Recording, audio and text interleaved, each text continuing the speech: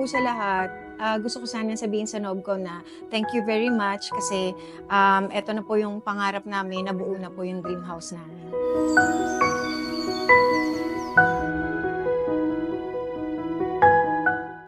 Yes po, mare-recommend ko po ang Nobcon sa inyo.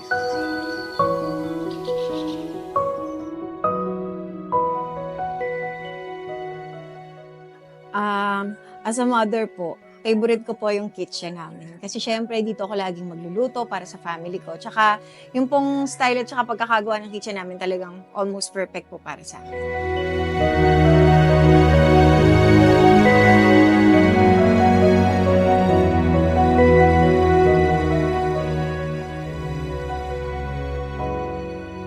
Um, Unang-una po, pinag-pray ko talaga yun na makahanap ako ng magandang company tsaka magaling na project manager. Si Sir Rocky po, hindi na po siya naging iba sa akin.